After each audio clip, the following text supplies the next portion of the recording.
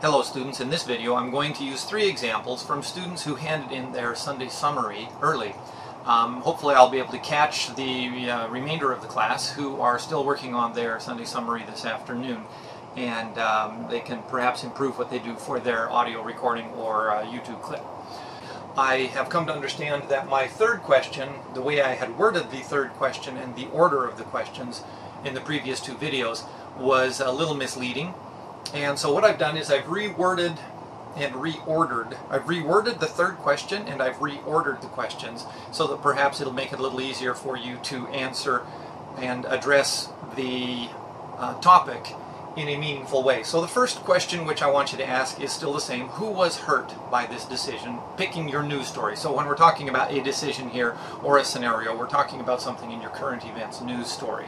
So first question I want you to answer was, who was hurt by this decision? What made this decision unfair, unjust, or unethical? That before was the third question, so now I want you to answer that one second. And then the third question is the big change here. Did anyone benefit in this situation because they were in a more privileged position? So when we think back to the Rockefellers and the Vanderbilts and the Carnegies, the robber barons in the turn of the 20th century, late 1800s, early 1900s, they were in a privileged position. Their children became privileged as well, and all of their descendants ever since then have been privileged. White males are privileged. In the United States, white male Christians are privileged. So these situations are things that we have to take into account. And so I'm going to use a couple of examples here from a student's submission here that came in early, and talked about this a little bit more. And this is what highlighted the fact that I'd actually made this question a little unclear the way I first posed it. And the fourth question remains the same. How could or how did or how might government intervene in this situation? So those are the 4 questions I want you to answer. Before you answer those questions, though, I want you to spend about 15 seconds in your audio clip telling me why you chose that current event example.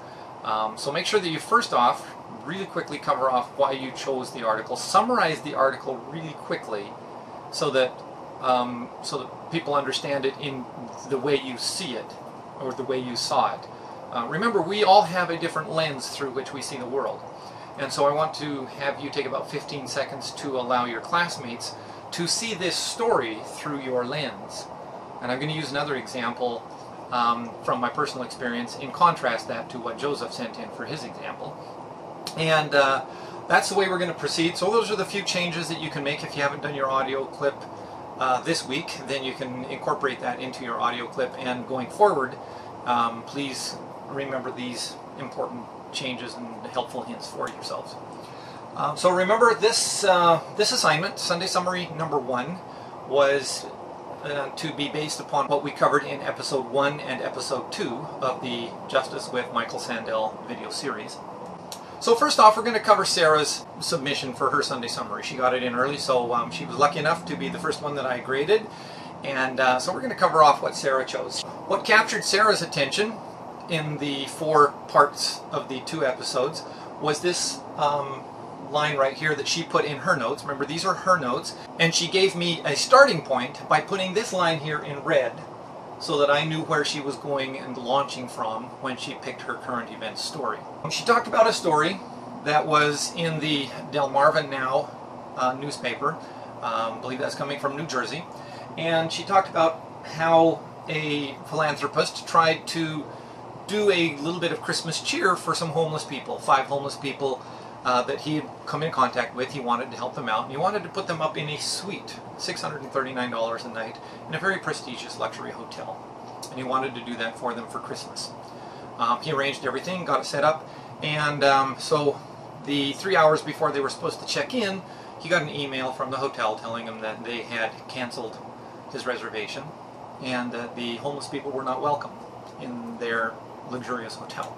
Remember, what she chose as her point from the Michael Sandel video was the idea that there is an intrinsic quality of character, and that matters morally. We all should have this moral fiber in our body that tells us, you know, there are things that are just, if they look wrong, if they feel wrong, they're probably wrong. Turning away homeless people without just cause just feels wrong.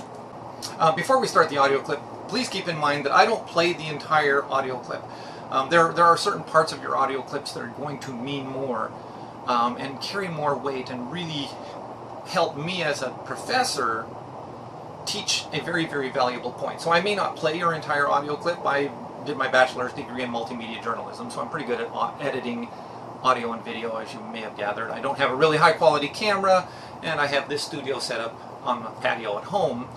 So I haven't got really high expensive equipment, but I know how to do this editing. So I will take care of the unprofessionalism, and you'll notice, Sarah will notice, that I took out a lot of her ums and her ahs. Those are really easy for me to do. So you don't have to worry about making a professional recording. I will make you look really good. And I'm not going to play your whole clip, but I will pick the parts that make you look really smart. So don't worry about giving me a really bad audio, or don't worry about how many times you say or don't worry about the big pauses in your speaking, because when I see those pauses, I can clip them out really quick and easy. So let's hear Sarah. What made the decision unfair, unjust, unethical? Well, that was the managers and the staff of the hotel. They misjudged the homeless guests without even giving them a chance. They just assumed that all homeless people are dangerous. One even said that they were scared for their guests because they may be raped or robbed by one of these homeless guests, which is completely crazy. And so the government, didn't intervene at all. I don't believe the cops were called at any point of this incident, but maybe they should have. And I'm thinking for future instances like this, maybe, hotels or any business that refuses customers based on prejudice, maybe they could get a fine of something to prevent things happening again, because it is morally and ethically wrong, I think, just to refuse service based on preconceived notions of race or social status or sex or anything else like that. Okay, the next submission that I'm going to cover came in from Kira. The part that she highlighted in her note-taking was the whole beginning part of episode 1, where she talks about the moral side of murder. And I really liked Kira's submission because she's already ahead of us. The rest of us, she's already jumped ahead to episode 4 in this idea of that she presents in her example. And she talked about a story that came out of Ohio where a otherwise seemingly pretty good kid got involved with some not so good kids, and because they missed their spot in line, they didn't get a pair of sneakers that were being sold in a very limited edition run. So you had to line up in the middle of the night to get these sneakers, and one guy came out of the store and he had the sneakers on, and because the kid didn't get there in time, he had the money apparently, but he didn't get there in time to get in and have a pair of sneakers for himself. So the person that he hooked up with, pulled out a gun, tried to steal a pair of sneakers off a guy's feet, and the guy had a concealed carry weapon license, and so he had a gun, he shot back, and the kid's dead. And the other 2 kids that were with him are now implicated because the way the law is written, and this is important, especially in episode 4 that's going to come up this week, because the way the law is written, if you are an accomplice in a crime in which somebody in that crime ends up dead, they get to charge you as an accomplice to murder, because it was in the committing of the crime that the person ended up dead. So because you helped that person commit the crime, you are an accomplice in his murder, even if he was your best friend and even if you didn't pull the trigger. Now that's the way the law is written, which makes this case a little complicated, but what Kira wanted to illustrate, she talks about fairly clearly, and I'll capture that in her audio. I chose to use the ER example by Sandel in Chapter 1 to go over my assignment. He used an example of the ER for a doctor who had 6 people sent to the ER. I personally, if I was a doctor, I would choose to save the 5 people versus 1 person. A young black guy in Ohio on December 23rd who had attempted to rob a mid-aged white man over a new pair of shoes. This pair of shoes was elite and it only came out one time, so he couldn't get the shoes, and apparently the boy had a gun, and so the white guy who had a concealed weapons license had shot him. They didn't give the specifics in the video or the news on whether he aimed to kill him or he just shot him out of self-defense. Sometimes when you do things, your adrenaline's rushing, you don't realize what you're doing. But could the man have not killed the boy, or just wounded him badly until the authorities showed up? Both decisions were unethical to some people, because the boy dying could be ethical because the guy could have tried to wound him without killing him. And a doctor letting one severely patient die, period, as being a doctor, is unethical to some. However, I do not agree. Having 5 people live over one person in this instance is ethical. The government trying to intervene in both situations does not apply, because the only thing I think the government could do in the boy's situation, on the link that I provided, was devising a more stringent law for self-defense, and perhaps putting it out and having people understand that you don't always have to shoot someone for self-defense. You can try to wound them. And for the ER, there's nothing the government can do or that they will do. It's the doctor's discretion. The doctor had a certain amount of time to make the decision, and he did so by choosing 5 people over one. Now in Joseph's case, I'll talk directly to you, Joseph, watching the video here, and the rest of you can participate in on my conversation with Joseph. You didn't give me an example of where you pulled this from in episode 1 and episode 2. Now I understand you probably pulled this story from episodes 11 and 12, which were part of the introductory week. So try and stick with the episodes that were part and parcel of the homework assignment, in this case this week. But you actually did give me a lot of information and a very useful jumping off point for a point that I want to make after I let you talk about what you submitted for your Sunday summary this week. As of 12:01 in the morning on January 6th, marriage licenses can be issued to same-sex couples. As a result of that, anybody who had been married out of state automatically also became recognized in the state of Florida as married if their marriage was performed in another state. This is a huge change culturally for a lot of people who have religious and conservative backgrounds. And Joseph admits that he's one of those people. So I'll let you listen to his audio and what he talks about in his clip. What I found very interesting was only 6 years ago, Florida passed an amendment to ban same-sex marriage. So it shows you how far we've come in such a small amount of time. I myself went to a Catholic school my entire life, all the way to 12th grade, and obviously raised as a Catholic, I learned to be against same-sex marriage. And over the years, actually once I kind of got into college, my view on that changed. I do believe that same-sex marriage should be legal. And many people, they believe that it imposes an acceptance to all of society, and that public schools will have to teach the children the acceptance of same-sex marriage. And also people believe that it offends God. I'm not saying that it doesn't offend God. I do believe it does offend God, but it's not my position to say that a gay couple can't get married. One issue that a student brought up in the lecture of Michael Sandel was that the government should not encourage homosexuals but not allow it.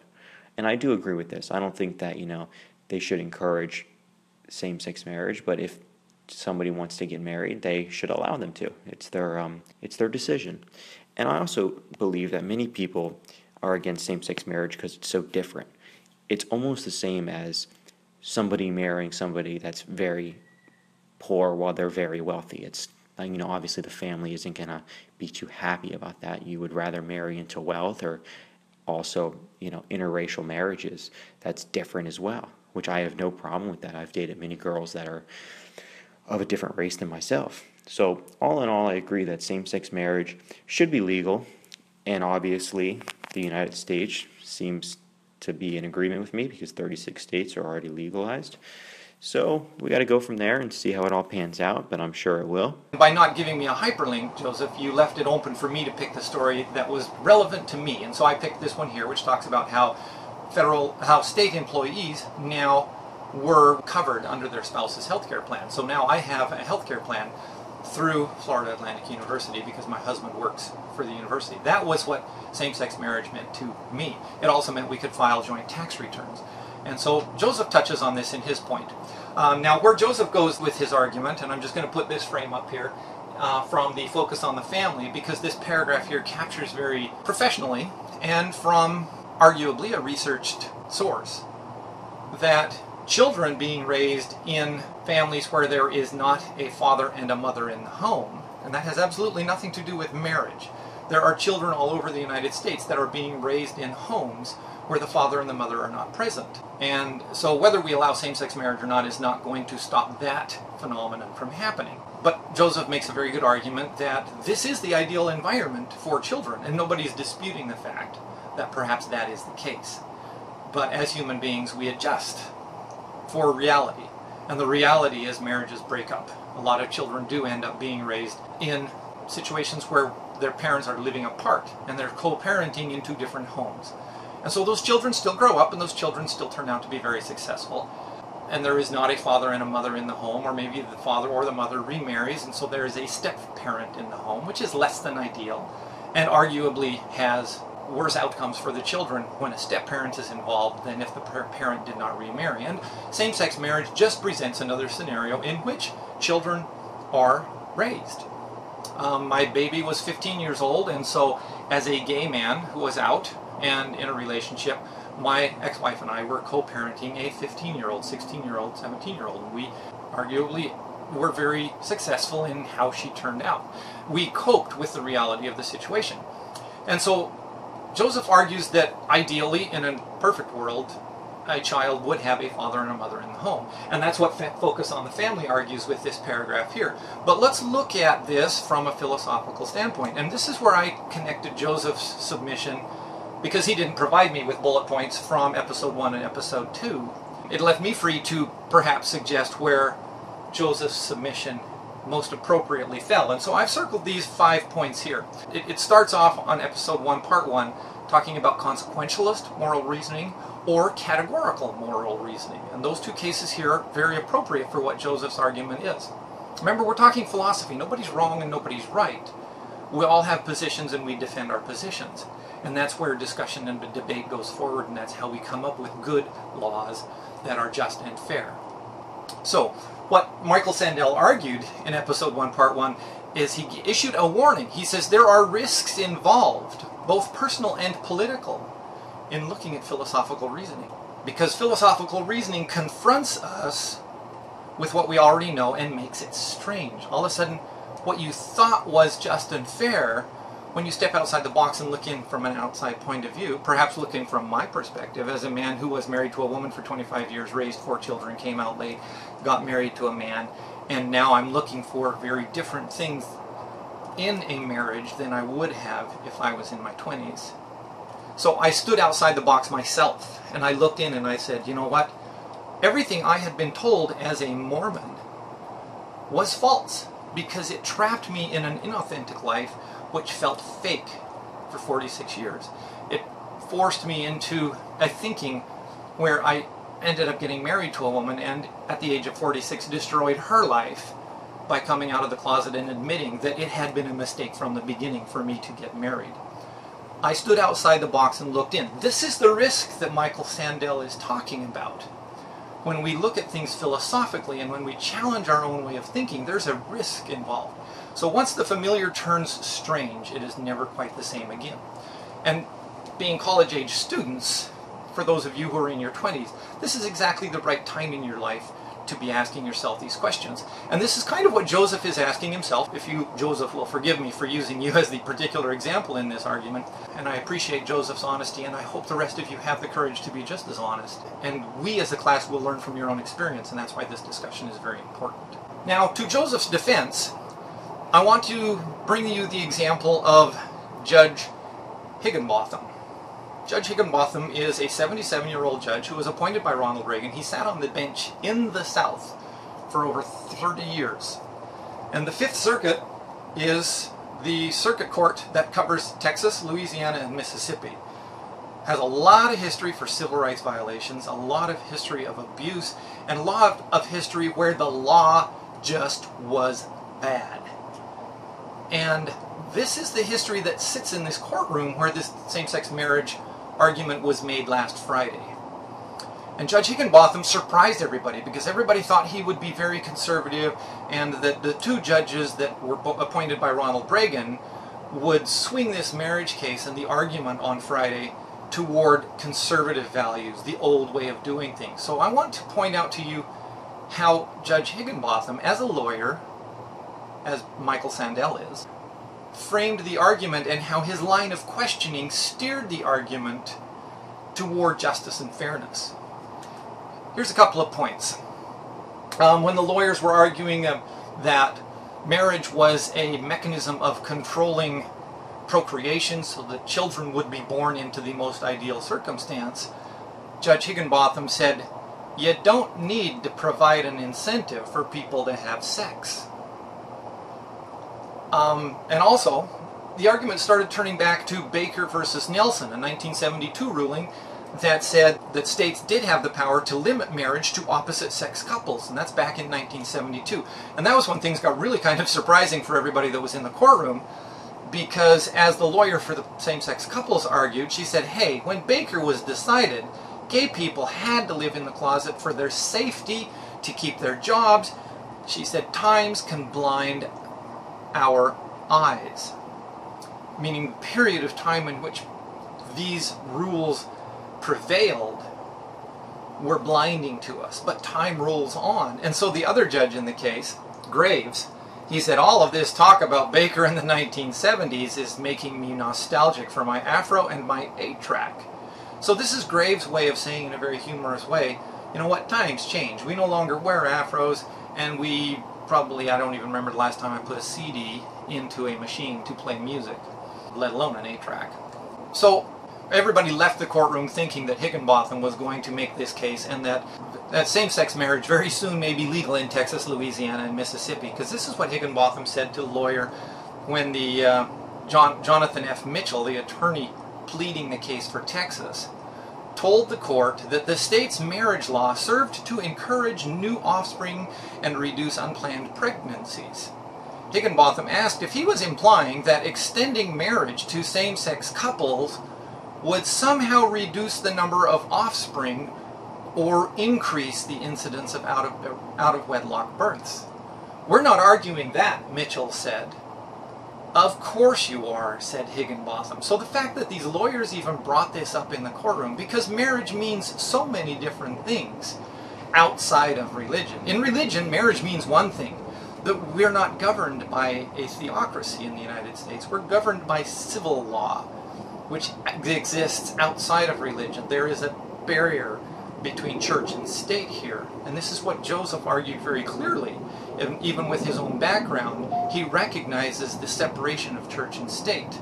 And this is what Higginbotham says, is that your argument, Mr. Mitchell, is totally out of place in this courtroom, because what you're trying to argue is that same-sex marriage would somehow reduce the birth rate of children and also increase the birth rate of children who are born out of wedlock. And the guy got all flustered and he says, no, we're not arguing that. But he had just said those words. And this is where justice and fairness and philosophical analysis comes into play. So it's very important that you take this view, and as you go through Justice with Michael Sandel, the episodes, and he builds up to what you've already watched, episodes 11 and 12, where he talks about same-sex marriage. This is an argument that he takes 10 lectures, 20 lectures actually, 10 episodes to make. And he builds up all of the strength behind this kind of an argument. So Joseph really touched on something really important by the way he framed his 2-minute Sunday summary this week, and I appreciate Joseph's courage for doing that and presenting his personal point of view, which is very valuable in this class, because personal points of view are where we in society end up with confrontation, and we've got to be able to be civil when we bring our personal points of view together in the public sphere. So that concludes the Sunday summaries for this week. I'm not going to put the rest of yours together in video. I've touched on some of the major points here, and so I will wait for Sunday summaries next Sunday night to create another short video. I'll probably pick 6 or 7 from next Sunday's submissions. And I hope this has been helpful, and I look forward to what you are all putting together, and I hope you understand that this consumes much less time to just grab your memo recorder application on your cell phone and talk for 2 minutes, send me the hyperlink, send me the points from your notes with the point you're going to cover circled and answer these 4 questions. I look forward to what you're going to be talking about, and I hope you are encouraged to put your own personal points of views in as you make your arguments, because I'm not going to attack you. We are going to use those comments to start a civil discourse about the administrative process and how we can make government work better for everybody. Thank you for your time.